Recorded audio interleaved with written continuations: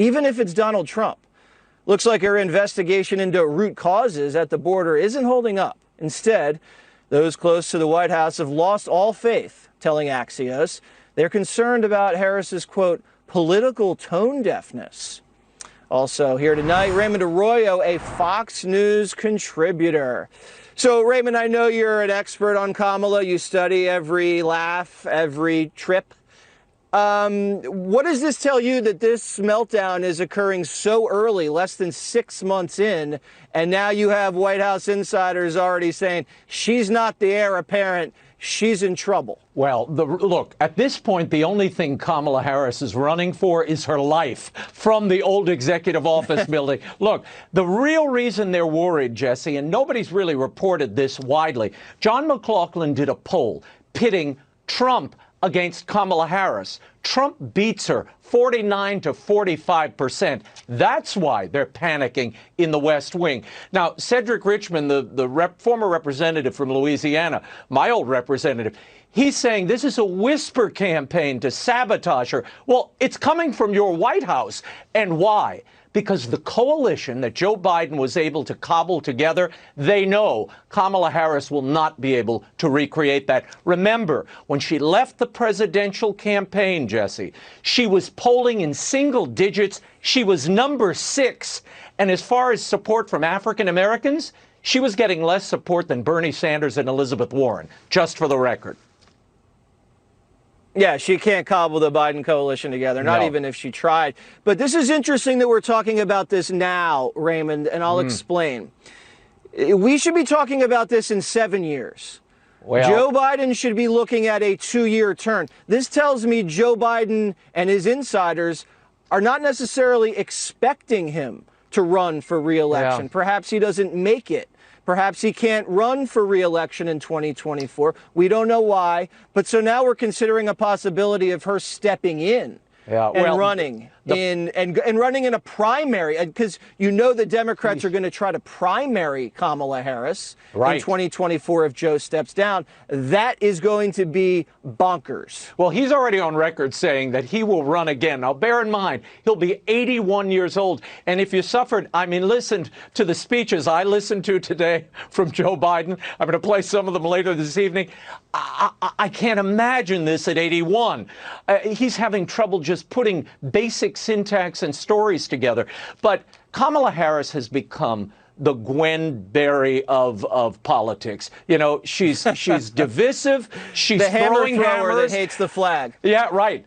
So she's throwing hammers and divisive, but there's very little to show for it. And her portfolio, solving immigration, being the leader on the Voting Rights Act, none of this has panned out, Jesse. There's no progress. That's why they're worried. She's all hat and no cattle. And I think the people in the Democratic Party are beginning to look at this, and when they see that John McLaughlin poll pitting she against Trump, it looks awfully bad for the Democrats. And I just don't know how you get Biden out there again in 2024. I just don't see it. All right, Raymond Arroyo, who's going to have some more for us tonight on Fox News. So tune in to Raymond. Thanks, Raymond. I'm going to spend the weekend reading this, Jesse. Thank you. That's why we love you. Bye-bye. Enjoy it. Thank you. You'll be on Angle tonight. Watch that. You bet. See you later. All right. And you're co-hosting Fox's Independence Day special this Sunday from 8 to 10. So, Raymond's busy. We're just eating barbecue. Next. I guess it's high times and misdemeanors for one Olympic hopeful. U.S. sprinter Sha'Carri Richardson was handed a 1-month ban and is facing possible disqualification from the Tokyo Games over a failed marijuana test. Richardson has stepped up to accept responsibility and apologize for her actions. I want to take responsibility for my actions. I know what I did. I know what I'm supposed to do. I'm allowed not to do, and I still made that decision. Comedian and longtime cannabis advocate Seth Rogen still upset. He's citing racism for the suspension, tweeting, quote, "The notion that weed is a problematic drug is rooted in racism. It's insane that Team USA would disqualify one of this country's most talented athletes over thinking that's rooted in hatred. It's something they should be ashamed of. Also, if weed made you fast, I'd be FloJo."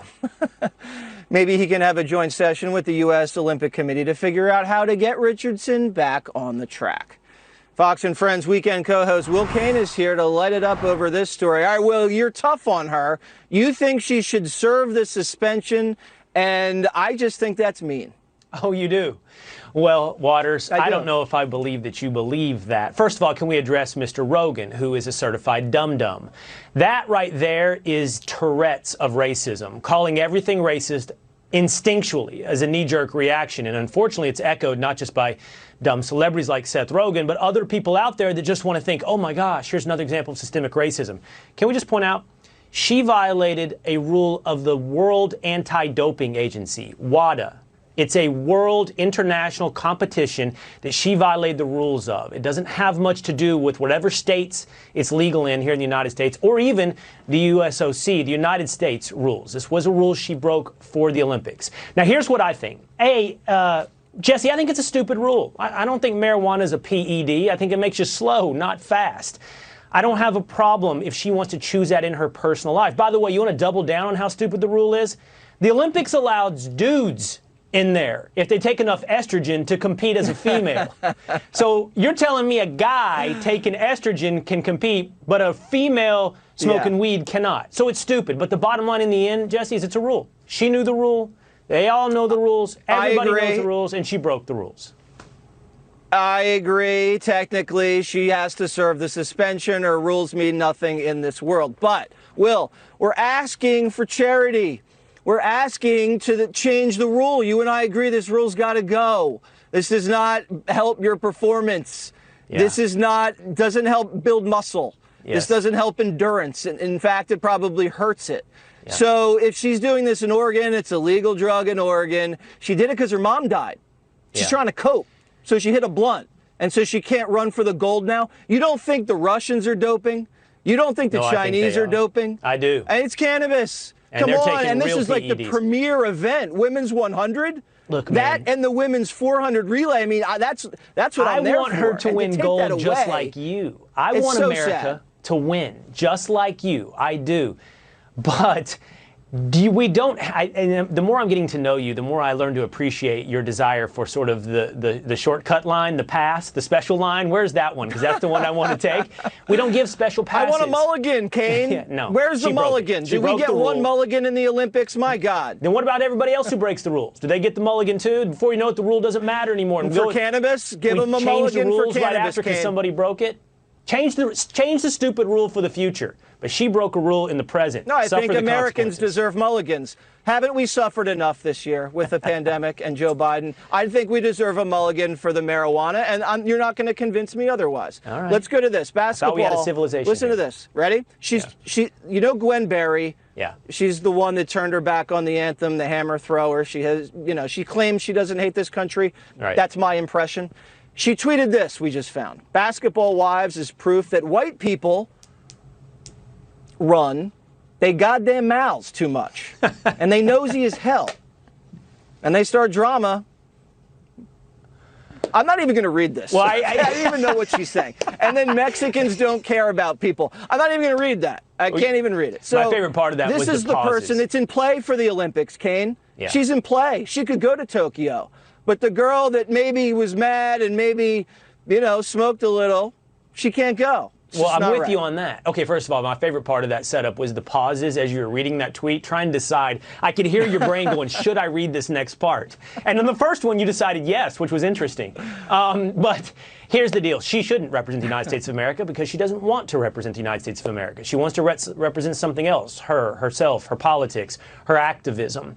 And it shows this whole recent revelation, this tweet storm that we've found from some 10 years ago, that racism is something that is considered to only run one way. Here she is being openly racist to white people, to Latinos. There was another one where she seems to be racist towards Asians. So I don't understand. Either you believe in individualism and racism or you do not. That's one point. The second point is, if Gwen Berry doesn't want to represent the United States of America, guess what? I'll bet Sha'Carri Richardson does. She does, but she broke the rules.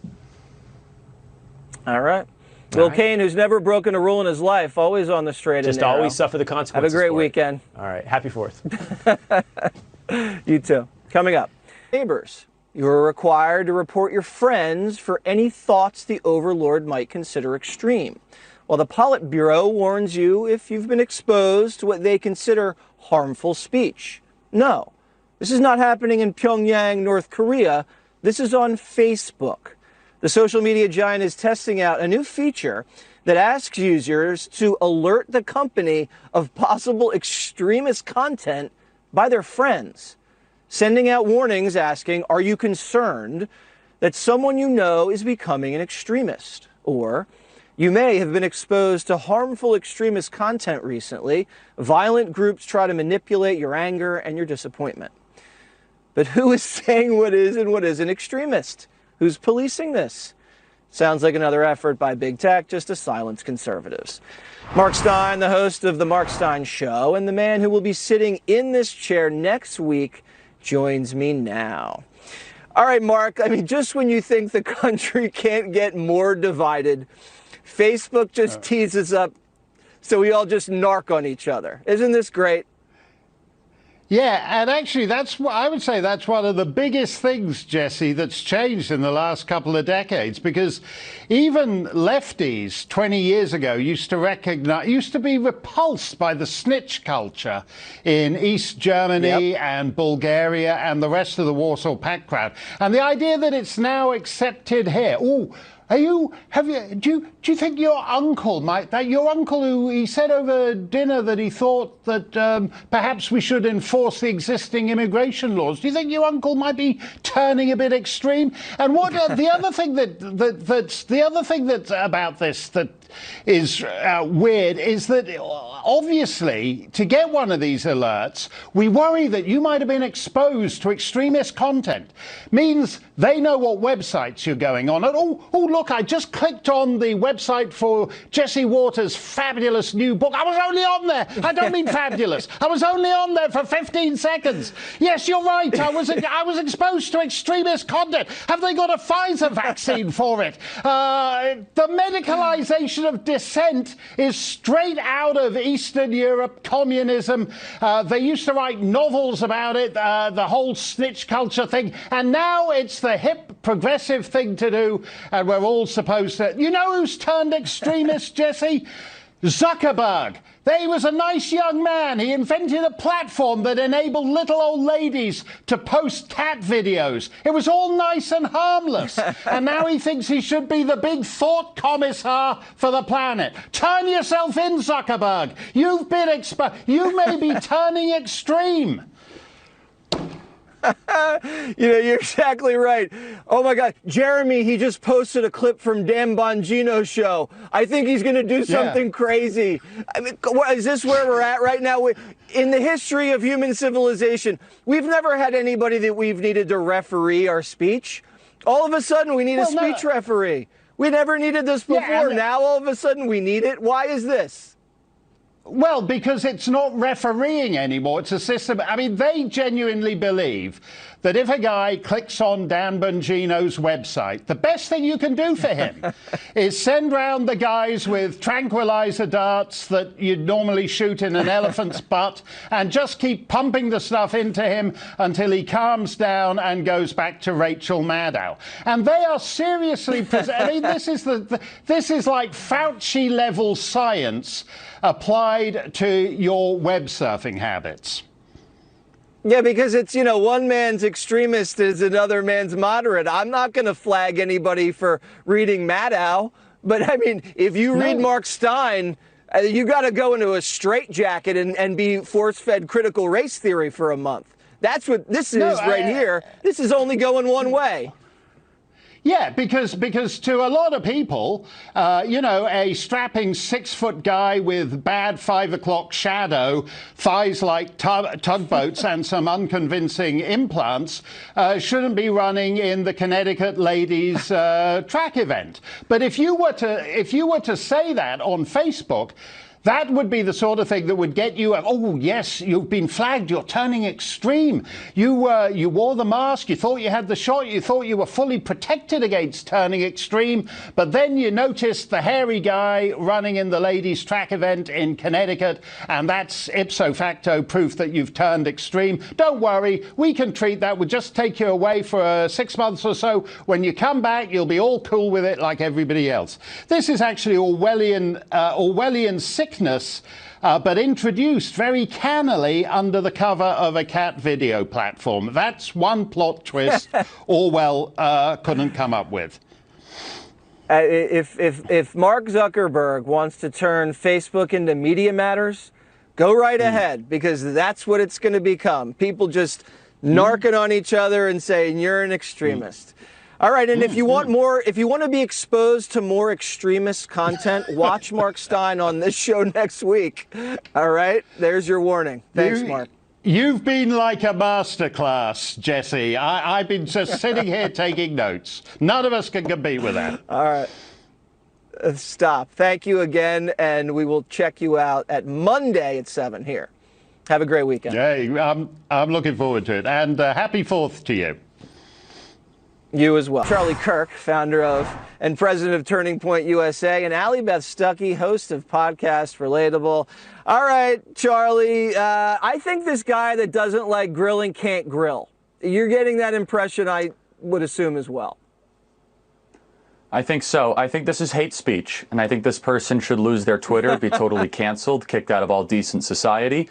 I think that this person should lose all invites to any sort of social setting. And in fact, I can't think of a worse take in the public opinion eye than the fact of saying that we should get rid of grilling.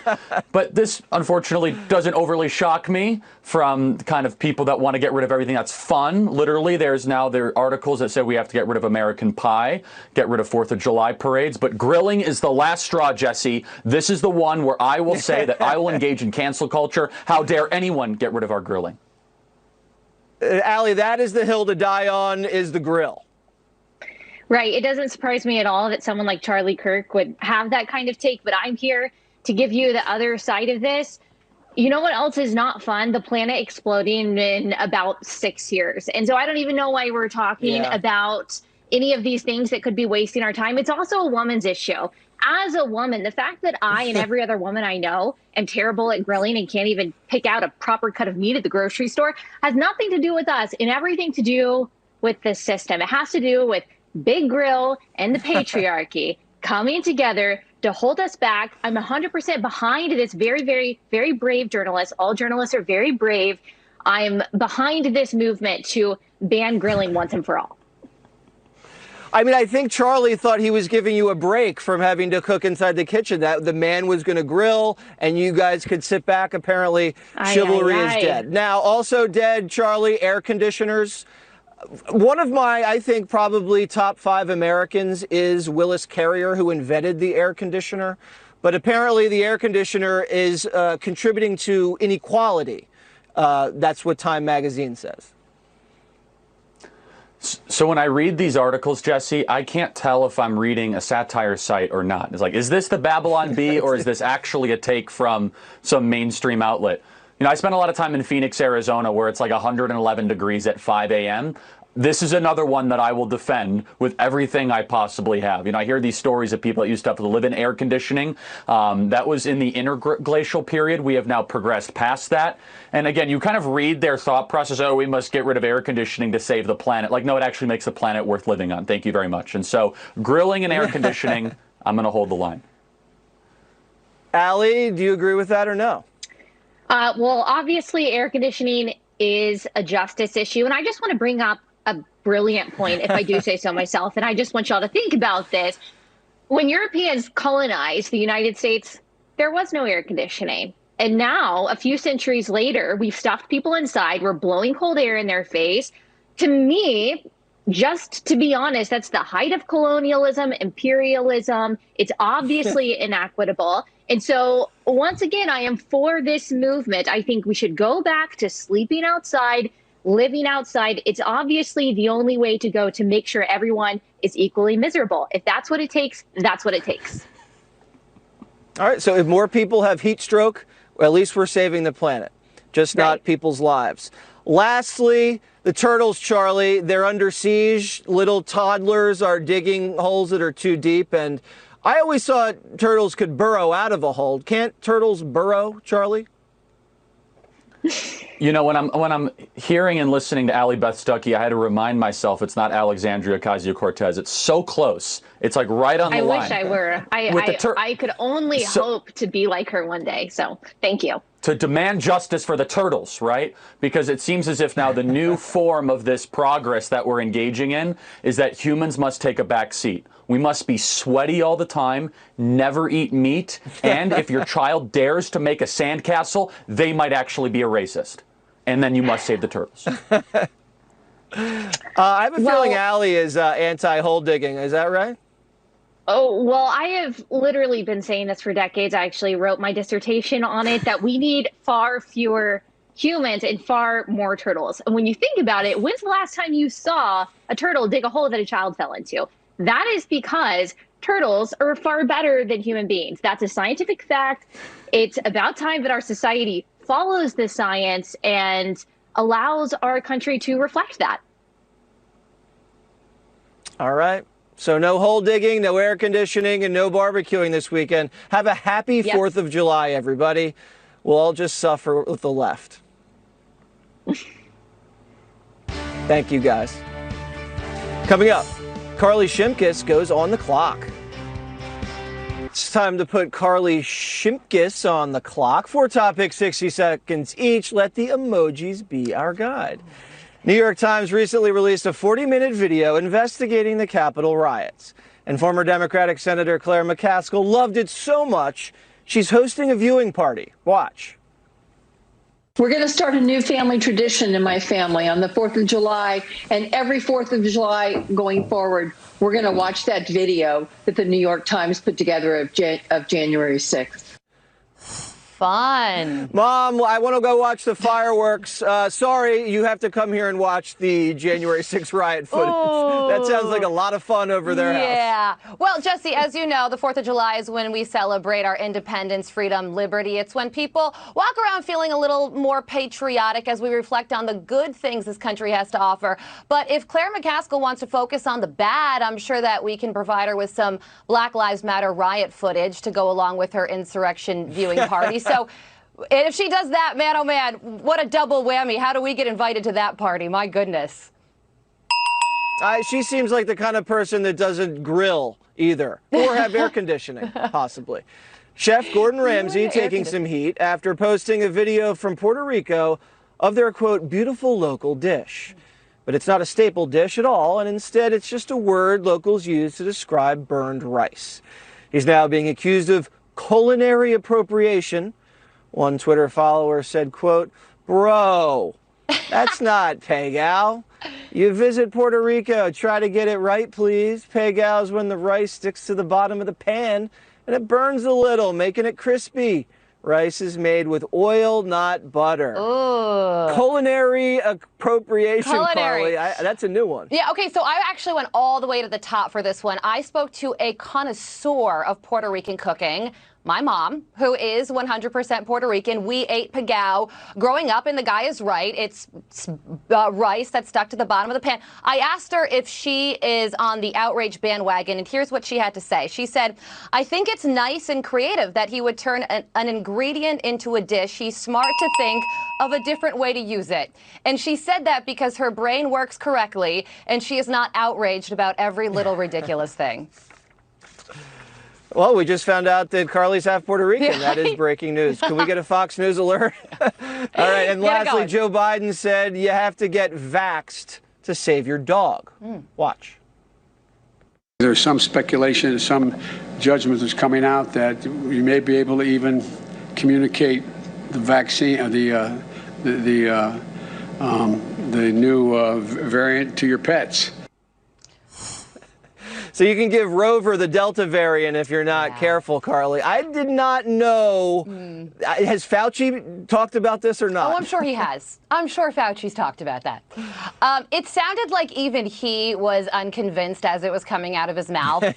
Like he was like, am I really, I guess I just have to finish the sentence. But because we all want our dogs and cats to be safe, I do have some information on this study. And it's good news. It found that only 20% of dogs and 30% of cats had symptoms. Dogs lost their appetite for a while. Cats had a runny nose. So it looks like all is well, Jesse, in the animal kingdom. Okay, I'm not sure I buy that study, but you think it's made up? we can move on. I have the facts right here. All right, we all know that celebrities have the most difficult lives, especially myself. But more though the stars of The Bachelor, like Taisha Adams and Colton Underwood, who had to take out PPP loans to help expense their difficult lives. I mean, this might be an IRS situation. I'm sorry to blow you guys up, but a PPP loan for The Bachelorette? Okay. I don't know about that. Well, Are you buying it? I was more curious what you had to say about this because I've never watched a second of The Bachelor or Bachelorette, and you're a super fan, which is kind of like when I go out to dinner with my husband and I order a burger and he orders a salad and the waiter like switches our dishes. It's just unexpected. But I think the criticism is that, yeah, they had these small businesses, but they are kind of famous, so maybe they could pay their employees in another way. But are they really famous enough, Jesse, to make that much money to pay employees during a global pandemic? I'm not so sure about that.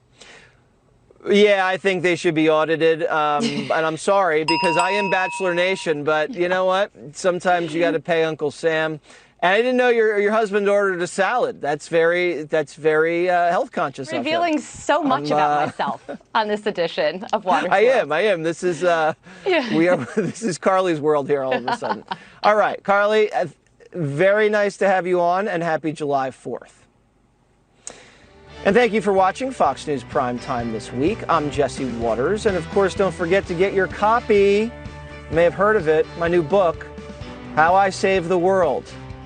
July 6th, it's out, but you can pre-order it right now if you want.